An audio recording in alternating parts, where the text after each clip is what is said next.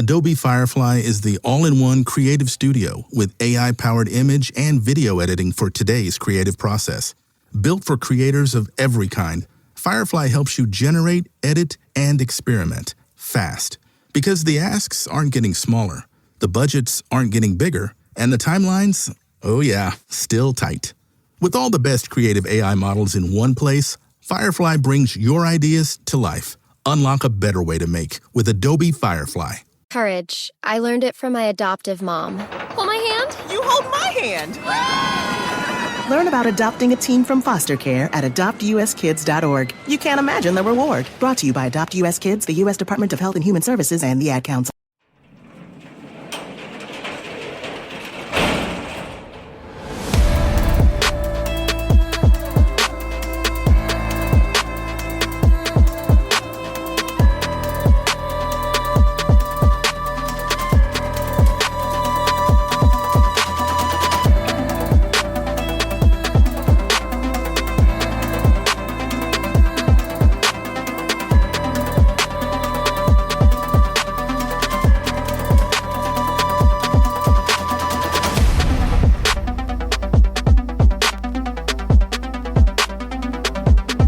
Welcome to True Crime Garage. Wherever you are, whatever you are doing, thanks for listening. I'm your host, Nick, and with me, as always, we have no clue what he's saying, but we love the way he says it. Ladies and gentlemen, the Cap. Old marble mouth over here. It's good to be seen and good to see you. Thanks for listening.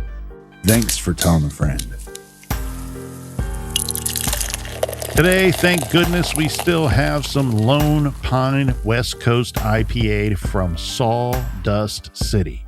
This is an aggressively hopped brew bursting with flavors of pine and citrus, garage grade 3 3/4 bottle caps out of 5. And here we go. Cheers to Nancy from North Province, Rhode Island. And last but certainly not least, we have Sasha, the English guy married to a German woman living in the Netherlands.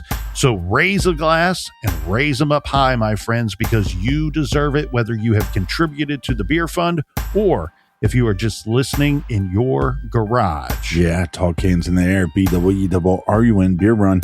Check out truecrimegarage.com, sign up on the mailing list, and follow us on social medias at True Crime Garage. And Colonel, that's enough of the business. All right, everybody, gather around, grab a chair, grab a beer. Let's talk some true crime.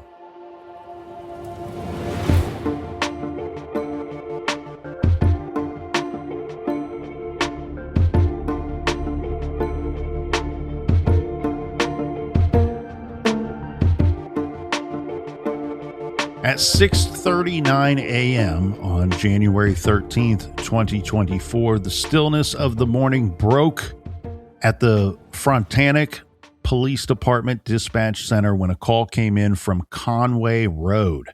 A man on the line reported something no one is truly ever prepared to say out loud.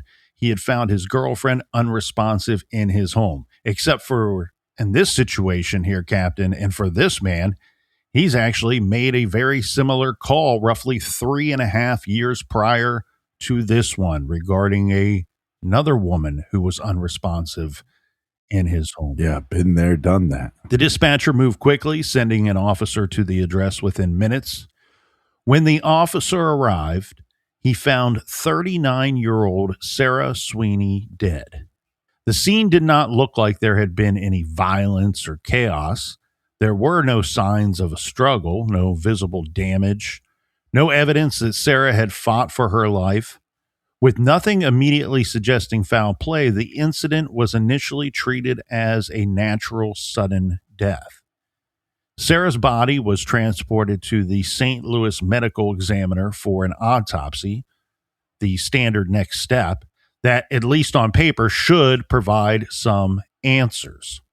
But clarity did not come quickly, and almost as soon as the details began to circulate, the story slipped out of the quiet administrative language of police reports and into something heavier, something that drew attention far beyond this little city. Because Sarah Sweeney was not just a woman who had died unexpectedly in a private home. She was the second woman to die under mysterious circumstances in a home belonging to Fire Captain Robert Daus. And that alone, that single fact, 2 women, 1 man at the center of both stories. We've had reports about this guy being physically and mentally abusive. Yeah, and for clarity here, remember we had said in episode 1 that Robert Daus and Grace Holland had purchased a second home. And so they were in the process of renovating that home. And she being Grace Holland, was found dead in the home that they were actually living in at that time. Now, this situation, the only difference here is this is a different woman, Sarah Sweeney, and it's also the other home, the second home, where this young woman is. Well, he found wanted the houses to be a matching set. Now, this single fact, again, 2 women, 1 man, was enough to ignite the kind of public unease that doesn't fade with time. If anybody still had questions about the first one, guess what? They have a lot more questions now, and it's going to raise questions with people and who keep returning to this again and again and again. Was there a connection? And if so, what was it beyond Robert Daus? Well, one of the things we had a problem with the first mysterious death was the investigation and maybe some missteps. Sarah Kathleen Sweeney did not grow up in the great state of Missouri. She was born in 1984 in West Virginia. And due to her father's job with the U.S. Navy, they moved around a bit. She had a great family life and childhood, but unfortunately, she also had pain, like real physical pain. When Sarah was just a little girl entering grade school, she was diagnosed with Perthes disease, a rare childhood hip disorder where the ball of the hip joint loses its blood supply, which can cause the bone cells to die. So this is a very rare but also quite painful thing to suffer through. After high school, Sarah pursued an education and a career in medicine.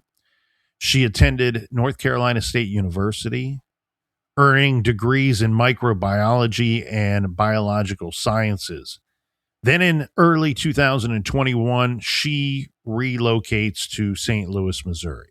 And from the way that I understand it, she moves on her own here, Captain. She's an adult. She's finished with college. And so this is not something where, unfortunately, she is going to be living in this area without having her family nearby. And I cannot help but wonder if that plays a role in this sad part of the story here. But according to those closest to her, that move marked the beginning of a very different chapter of her life.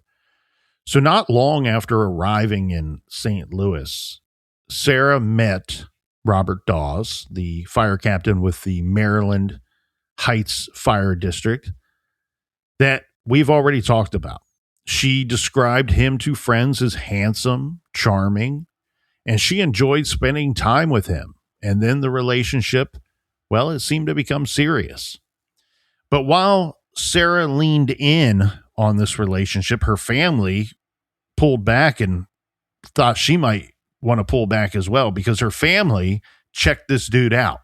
And of course, they found that less than a year before Sarah meets Robert, his fiancé, Grace Holland, had died. And you used the perfect word here. It was a mysterious death. The death had been ruled a suicide, but within the community, and especially within Grace's family, as we know, there were people who believed that Robert was responsible for the death of Grace Holland. Sarah's family sent her articles about Grace's death, trying to place the information in her hands before she became more entangled with this man. They urged her to stay away from Robert. Now, it's a big city, a lot of fish in the pond, right? Maybe it's a big world too, and also this is a giant red flag. But it sounds like Sarah didn't want to hear it. She liked Robert, and she seemed to like their relationship. Meanwhile, Sarah's professional life was unraveling in ways that were both complicated and also public. In St. Louis, Sarah went to work for Best Foot Forward. These are feet specialists. And in August of 2021, she would resign from working there at Best Foot Forward. And a civil complaint was filed. This is in 2021. Sarah claimed that the owner of the practice, his name is Dr. Franklin Harry, had engaged in unethical and illegal business practices, including insurance fraud and medical malpractice. She also alleged that Dr. Harry had sexually harassed her on multiple occasions and created a hostile work environment. She said that she was unfairly denied health insurance and paid unfairly, in her opinion, as well. This legal battle was not going to be quick nor swift, and rather, most of the time, as we know, they rarely are. So this legal battle is going to drag on, as they often do. But all the while, it seems that she was not earning an income and her health situation was worsening. In August of 2023, we got legal pressures widening. Robert Daus was subpoenaed as well for this civil complaint and asked to turn over all communications that he and Sarah have had. Yeah. Now, he's done this before too. Yes. And remember, he is and was very much a public figure who had a history that had already been scrutinized by the public. By December of 2023, Sarah filed a statement in court that revealed just how far her life had fallen financially. She described the burden caused by her former employer, the inconsistent pay, denial of health insurance, and how it had contributed to her becoming homeless for a time before she eventually would move in with Robert. Now, all of us adults here in the room, we all know how important it is to have health insurance. And it's, in most of our situations, it's a safety net or a parachute. But think about her situation. She has ongoing health problems and has had them since her childhood. So where for us and for a lot of people, thankfully, it's just simply a safety net or a parachute. Her situation, it seems like it's very much a necessity. Yeah, lifeline. This court statement that was filed was stark, saying most of her belongings were in boxes and that she was currently out of money. It painted a picture of someone whose life was collapsing. It also placed her inside of Robert Dawes' home, binding her day-to-day safety and shelter to a man her family had begged her to avoid. As the legal fight escalated, Sarah's health was also demanding more and more of her. She had lived with chronic pain for much of her life, but she had also been diagnosed with mast cell activation syndrome. As I understand it, this is an immune disease / disorder and can be life-threatening. Well, chronic pain can be very life-threatening too, because sometimes people just can't take it anymore and the medication isn't working properly and they're just in constant pain. And the only way out, and well, they could go to doctors and doctors can tell them, hey, we're doing the best we can to help you manage the pain. And sometimes that's the cause for suicide. Well, and think about the financial burden and the stress that comes with all of that as well. I mean, yeah. The one thing that we've not done great in this country, and one thing that we have seemingly allowed to happen now for decades, is these medical outfits and mostly the pharmaceutical industry are very, very greedy organizations and very, very greedy companies out there. And they charge a lot and give a little in return. And she's getting no help as far as getting the break on cost and the savings on cost from having health insurance. She doesn't have it. Yeah. And like I said before, this Robert guy is a huge, giant walking red flag, but she's in financial distress. She's probably going through a lot mentally, and her family's then telling her, well, you you need to distance yourself from Robert, but he's probably helping financially. So he becomes like a little life raft that she can jump on. Yeah. It gets difficult to assume that he might be helping. I'm sure he's helping in some way, but he didn't seem to be helping Grace too much. It looked like he used her financial situation, her being Grace, as a way of controlling her. Right. I think that's kind of how this one's going to play out as well. And as we've been talking about and leading up to, look, it's obvious at this point that Sarah's life in St. Louis had become a knot of stressors, right? First, this toxic workplace, financial instability, the grind of a lawsuit, estrangement now from her family. That's one thing. Like, not only did they urge her to not be involved with this guy, she kind of closed the door on that family relationship, and when she opened the door to the relationship with Robert. And so she has distanced herself from her family. So she's estranged from her family at this time. And I believe that I don't know the date of these articles here, Captain, but I had found more than one statement from the family saying that we had little to no contact with her for about 2 years, for about a 2-year time period. Yeah, but that's what these controlling individuals want. Oh, your family doesn't want us to be together. They don't understand. Yeah. You know, they don't want positive things in their life, and then they separate them. And then also this is kind of his MO, right? Oh, you need financial support? Okay, that's another way that I can control you.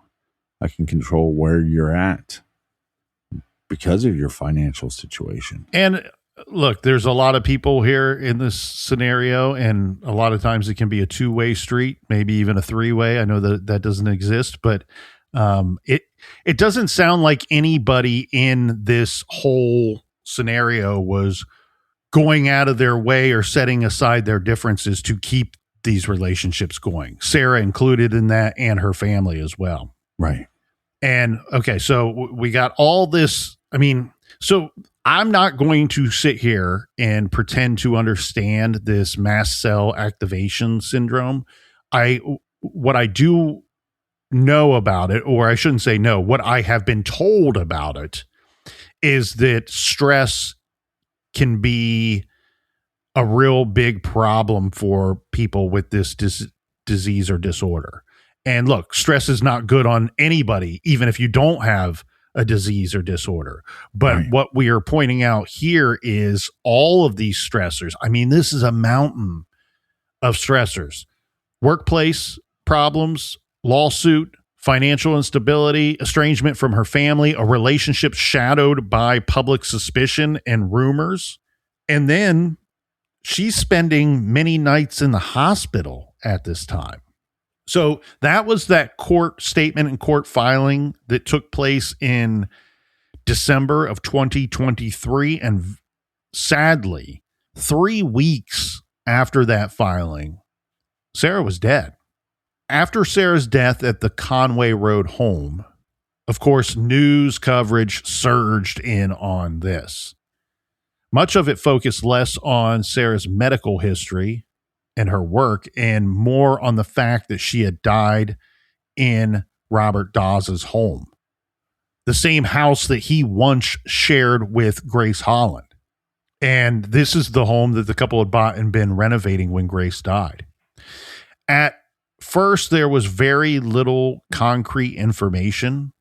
Frontenac police said the matter was under investigation and that they were waiting for autopsy results.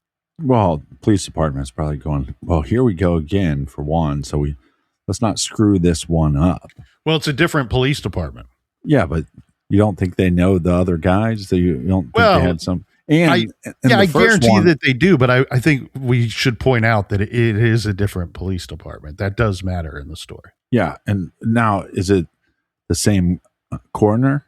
Because a lot of times that's just the county, and so, and I'm not for sure, but the first case went from a suicide to a suspicious death, And so has that already taken place by the time this investigation's going? Yes, absolutely it has. So that's going to send some red flags up for this police department. Absolutely. And that you're right that this should change things for how this is looked at, this death is looked at, and it should, as you say, encourage them to maybe do better than their partners in blue had done with the previous one.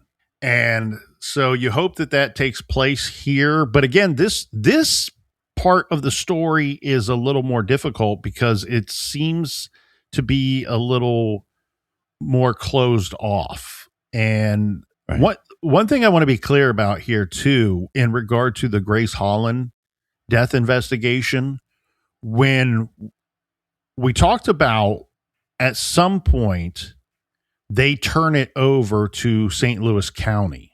And that was the absolute right thing to do. I really wish that they would have done that right away. And I talked about how much respect I have for the individuals that I've met and spoke with that are from that outfit, from St. Louis County.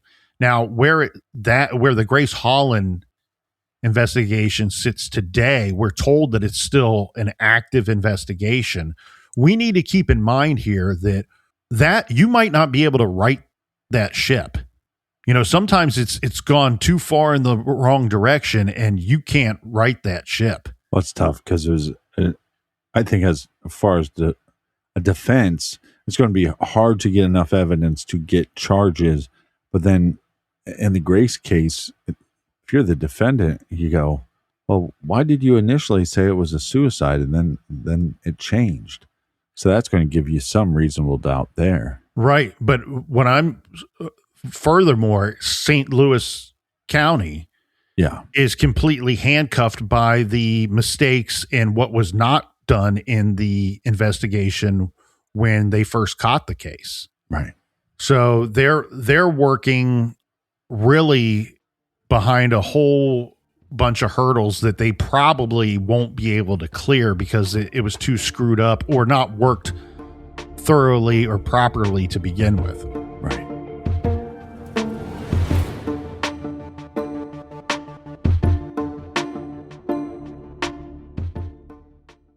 Summer always seems to sneak up on us, but Groons is the one wellness habit that actually keeps up with your schedule.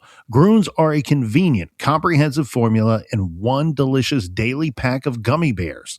This isn't a multivitamin, a greens gummy, or a prebiotic. It's all of those things and then some at a fraction of the price. And bonus, they taste great. They come in a daily pack of gummies because you can't fit the amount of nutrients Groons does into just one gummy. With more than 20 vitamins and minerals, including 6 grams of prebiotic fiber, Groons ingredients are backed by over 35,000 research publications.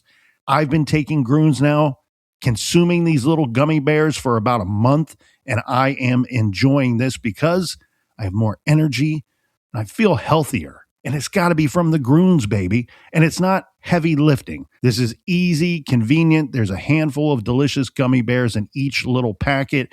I usually take mine, eat them in the afternoon as a little snack, take them on the go, or consume those little gummy bears right before hitting the gym for a little added extra boost of energy. Save up to 52% off with code GARAGE at Groons.co. That's code GARAGE at GRUNS.co.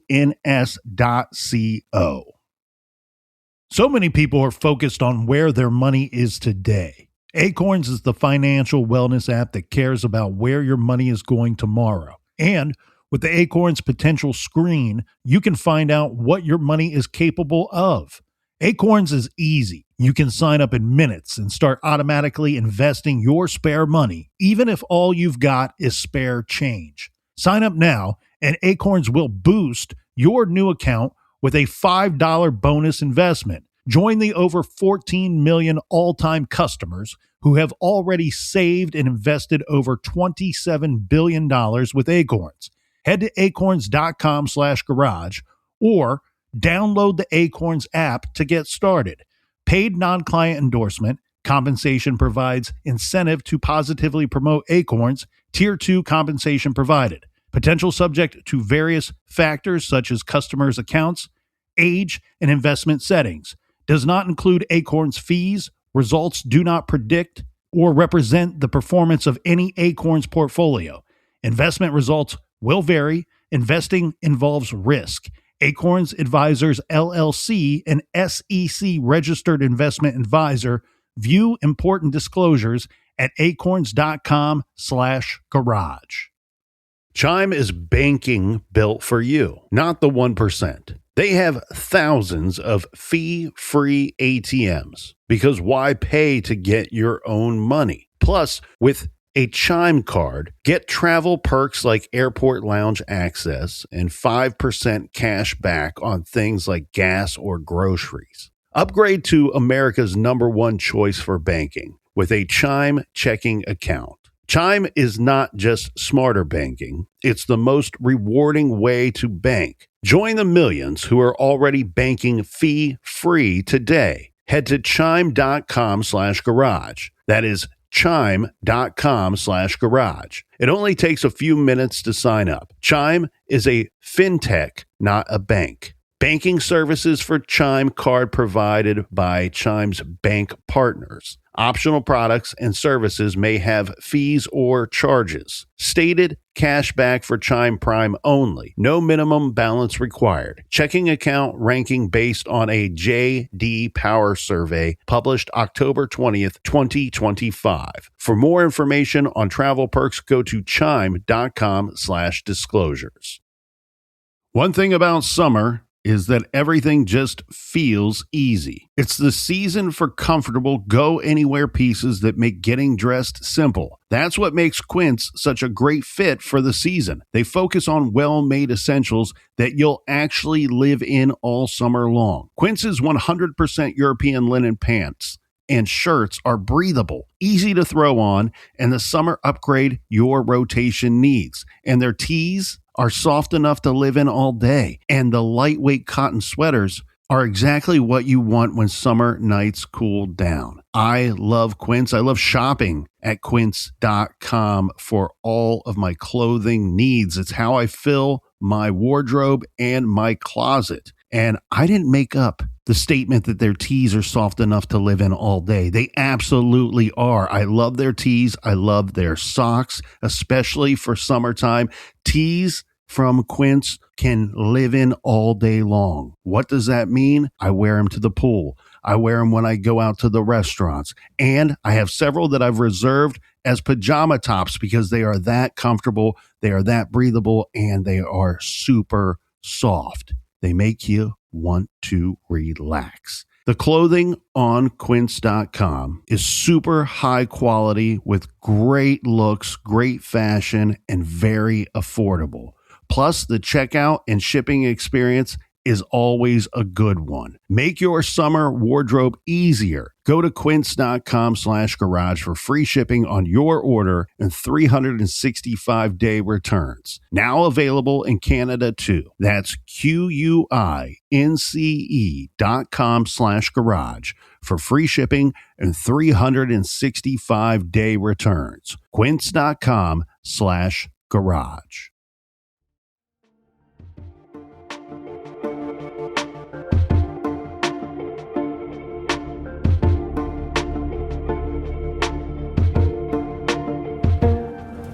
All right, we are back. Thanks for joining us here in the garage. Have a seat over there. Not the red chair. Try the blue chair. Cheers to you, Colonel. Cheers to you, Captain. As we said here with the death of Sarah Sweeney, at first there was very little information that was coming out. Frontenac police said the matter was under investigation and that they were waiting for the autopsy results. And look, for the family, for her family, but also this is a very much a public matter at this point, right? You had a lot of eyeballs on the Grace Holland case, especially at the local level. Now this gap between under investigation and getting answers, we know can feel endless. And in that gap, naturally, speculation is going to grow and grow and grow. Grace Holland's family, staying aware of the situation and keeping eyes themselves on Robert Daus, they issued a statement that carried both grief and anger all at the same time. They said they were saddened to learn of another death, especially of someone so young, and they expressed hope that the Frontenac police would do what, in their view, had not been done before: conduct a full investigation. Yeah. The implication was clear. Grace's family believed the earlier system had failed their daughter, their sister, Grace Holland, and they did not want it to fail Sarah too. Reporters obtained court documents from Sarah's civil suit. Those filings revealed details that were usually private, right? So this would be things like Sarah's diagnosis, her financial hardships, and fragments of her communications with coworkers. And of course, this is what the media and the reporters are going to hone in on, these communications. Yeah. Messages that showed her drowning in medical debt, losing housing, and they showed that she had moved in with Robert after she herself had been evicted. Is she talking to females and males? We only get to see a portion of this, I would assume, right. But it's also, when we say redacted co-workers, this is a smaller outfit, so I don't know how many people worked there. But again, what we're limited to here, Captain, is when she is communicating mostly about Robert Daus here. So in one message to a coworker, Sarah wrote that she had been homeless and that she had moved in with her boyfriend, then added a phrase that, I mean, it's a bit humorous, but also it contains grim humor and some fear, I believe, when I read it. And I've read it again and again to try to see if she was, because the first time I read it, I was like, oh, she's being sarcastic. Yeah. But then the more I read it, I'm like, no, there's some fear here. So she referred to him in this message to the coworker as the murderer. Oh. Saying it had been scary at times. She wrote that she had lost every penny and closed out her savings account. Now, in this legal battle here, there is a counterclaim. The man that she worked for, Dr. Harry, his attorneys argued that Sarah's mental health played a central role in her lawsuit. They wrote that during Sarah's employment, she was in a relationship with Robert Daus, who, according to Sarah, was abusive and suspected of murdering a previous girlfriend. Yeah, I think when all this is going on in your life, sometimes you just have to go back home and say, I'm in too deep of waters. I need help. And we should all be lucky enough if we have family members that are willing to help. Absolutely. And hopefully that bridge had not been burned. And if it wasn't, it might have been time. Well, it's easy for us, I think, to sit here and in retrospect say, go home. Yeah. But it also seems a little obvious too, doesn't it? Yeah. But the problem here too is, and I get that she's probably joking on some level, but she's going, oh, the murderer. She's not calling him her boyfriend. But again, I would argue there's probably she calls him both in that communication. She says, I had to move in with my boyfriend, the murderer. So right. So that part of it sounds sarcastic and funny, but then but that's not funny. You know what I mean? Like your family suspects it. You know, this lady died. And you can make an argument on whether he pulled the trigger or whether she pulled the trigger. But ultimately, I still think it all revolves around him and his shitty actions. But if she's having some physical issues, like you said, from early on in her childhood, that probably causes stuff with mental issues. And I think that's what this guy wanted. Let me find individuals that are already wounded so I can control them easier and I can manipulate them easier. And yeah, I think this guy just knew he was a complete pile of shit. Yeah. I'm not sitting here laughing or having a ball about two women being dead. I do think she was trying to be funny. The way that she words it sounds like she's being sarcastic. She's referring to him as what others had referred to him as. Yeah, I get that. So the part, though, that is rough is saying it had been scary at times. We don't get a great definition of what that means, scary at times. Was that scary because of him? Was that scary just because of her situation, medically or financially or what have you? Then also, too, like he's been in weird situations and weird relationships. We don't know if it's a situation where she feels she can't be completely open and honest with people because he might be going through her phone. So maybe that's why we don't get a better picture of what's going on. I think of both of these scenarios, we're not getting all of the information because of the status of the death investigations. Right. Which is painful because, and I'm not saying that is the case here, but we have certainly reviewed cases where the investigation itself is suspect and does not seem to be great.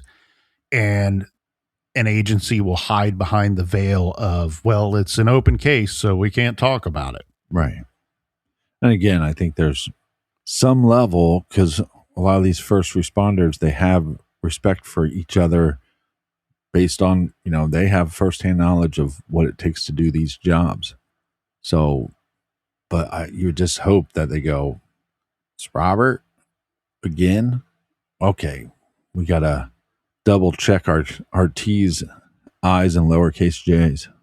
Yeah. And so what we have going on here is simply that the facts are very complicated to have any really clean, clear view of what all is going on. So what we do know is this: Robert Daus, at this time in our timeline, had not been, and to this day still has not been, formally named as a suspect in Grace Holland's death, as far as an investigating agency goes. Yeah. There was no proof presented in the material described here or what we could find to say that he had anything to do with Sarah Sweeney's death. And we do know as well that Sarah had legitimate, serious medical issues that could plausibly contribute to a sudden fatal event. Now, people, of course, are asking all of the questions everybody's thinking about. Could Robert be responsible for Sarah's death? Would mast cell activation syndrome, could that have triggered her death? Right. Sarah's mother said that Sarah had her condition under control, took regular medications, and carried an EpiPen at all times. Okay. But I also question how much communication was going on between Sarah and her family at this time. Court documents actually show the reverse of what Sarah's family statements were. Okay, so court documents showed that Sarah had actually gone long stretches without medications due to the lack of insurance. Right. So obviously raising more questions about how stable her health truly was leading up to her death. Yeah, and I know that sometimes with medications, there's complications when you get off those medications. So you could have a complication when you get off, but you can also have a complication when you get back on. And then I also wondered,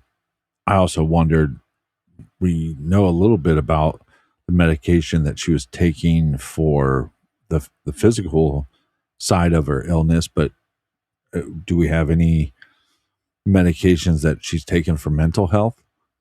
Because that can have the same type of effect, whether you're, side effects from going off of it or side effects from going back on it. Absolutely. And, those are all things that are of great concern. And unfortunately, we've seen too many people, you hear about it on the news, the wrong cocktail of medications, prescribed or otherwise, has led to the early death of far too many people. Yeah. It's going to be about 3 months, not quite 3. Well, sorry. I apologize to you, Captain. It's going to be about 2 months. It's going to be roughly 2 months. Alrighty then. For the results of that autopsy. So in March of 2024, the results of Sarah's autopsy and toxicology report were released to the public. So the medical examiner determined that Sarah's immediate cause of death was an overdose involving oxycodone and gabapentin mixed with antihistamines. Now, what I am not certain of, it would seem to me that oxycodone and gabapentin would be prescribed medications, and right. A lot of antihistamines you can simply get over the counter. So her manner of death was ruled undetermined, but I mean, it's an overdose of a combination of all these medications. Yeah, but it's difficult too, because was the overdose by accident or was that on purpose? True. And the other part of that too is circling back to something you had said earlier. Somebody experiencing chronic pain, somebody experiencing all these stressors. I mean, look, like internally and externally, her world sucked, right? Everything is terrible for this young woman at this point. Yeah. And I, not a pharmacist, but what do we know? Oxycodone is for pain. And that is one that we've seen plenty of times. People take too many of them or abuse it because they are in such pain and agony. And gabapentin, which is a new word for me, but as I understand it, what the internet tells me anyway, is that is something that is used to treat seizures and also for pain management. Yeah. So, well, this at least doubling up with the pain medications, and those antihistamines are rough too, because those can be a lot stronger than people think. Yeah, and sometimes you take one and you don't feel like it's working, and so you take another one, and then it all hits you at once. And this is kind of off topic, but I saw this story the other day, very sad tragedy story. Lady was out with her family. She kept on complaining that she felt really, weak and something was off. And then she thought, well, I'm probably dehydrated. So she ended up drinking a lot of water in a short period of time. And that caused her to get even more sick, and she ended up dying. And so I know this seems like it's completely off topic, but what I'm saying is she drank water, and that water caused her to die. So somebody that's taking as much medication as Sarah is, it could have been as simple as, well, I took these pills and then I took this pill, and I'm not computing, I'm not doing the math about this, and her body, and because her body's going on medication, off medication, back on medication, that could have had something to do with it, or how she reacted to the medication. So this becomes difficult because she's in a shitty situation with her boyfriend, the murderer, and she has a lot of stuff going on in her life. And you just go, is this an accident, or is this on purpose?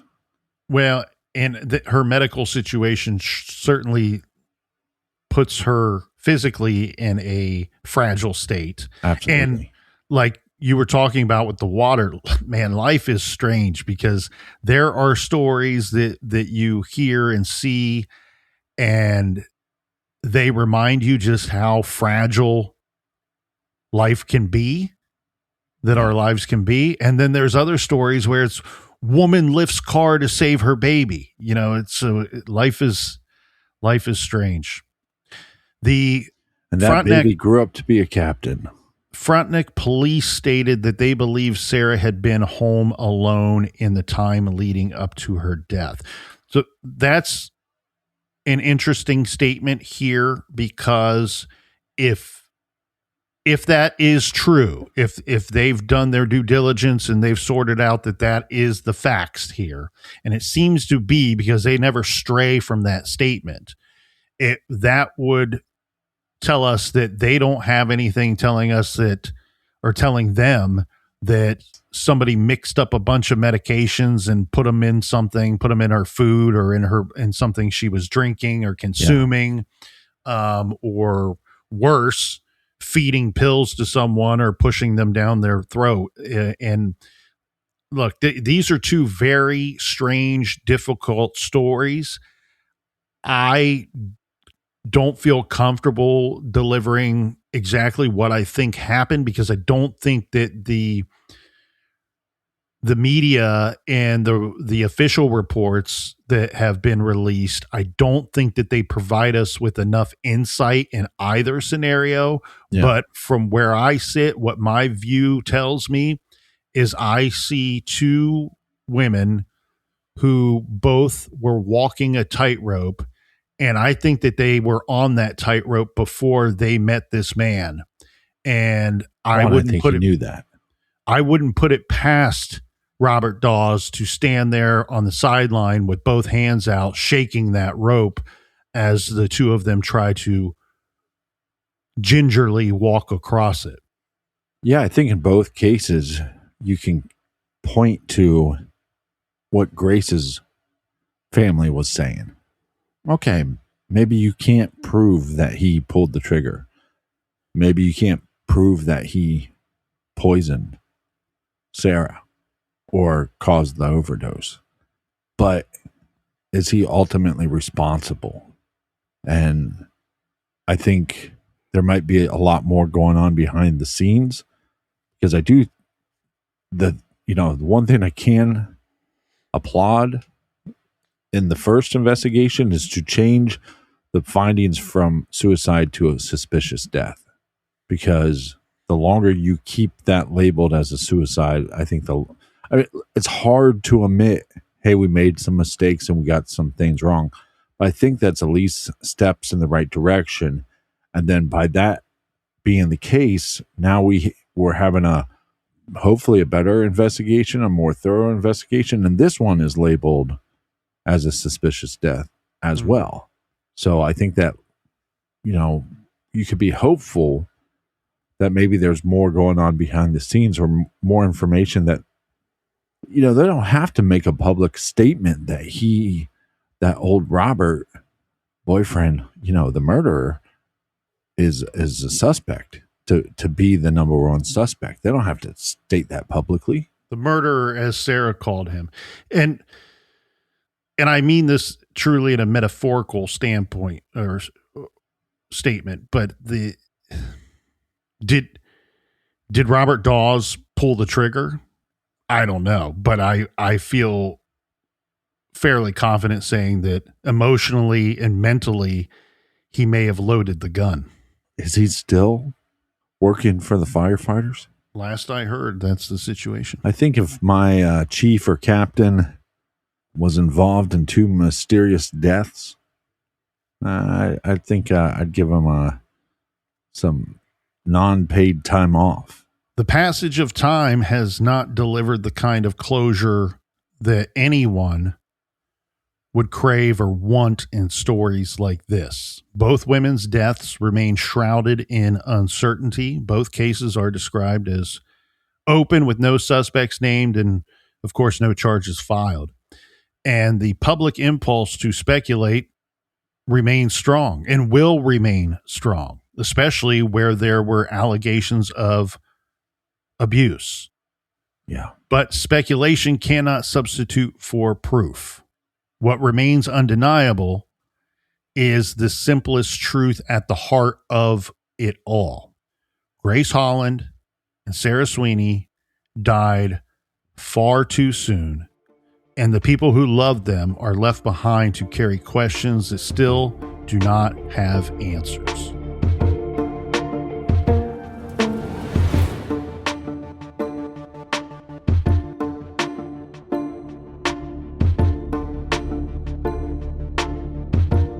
I want to thank everybody for joining us here in the garage each and every week. Thanks for being our buddies. Thanks for telling your mother. Thanks for telling your brother. Colonel, do we have any recommended reading for the beautiful listeners? First up, a big recommendation for our true crime subscription show, Off the Record, available on Apple subscription and Patreon. This week, we dropped 2 episodes for your listening pleasure. And then for the readers and fans of Audible out there, I am very excited for this one. It is from longtime friend of the show, James Renner. We had our 2 episodes on the Amy Bradley case. She has been missing since 1998. That's True Crime Garage episodes 862 and 863. Well, we finally have the definitive book about the case that is coming out and is available now for pre-order on Amazon. The title is A Cruise to Nowhere, How I Found Myself While Searching for Amy Lynn Bradley by James Renner. Go to Amazon. It's available for Kindle and Audible as well. Cheers. And until next week, be good, be kind, and don't litter.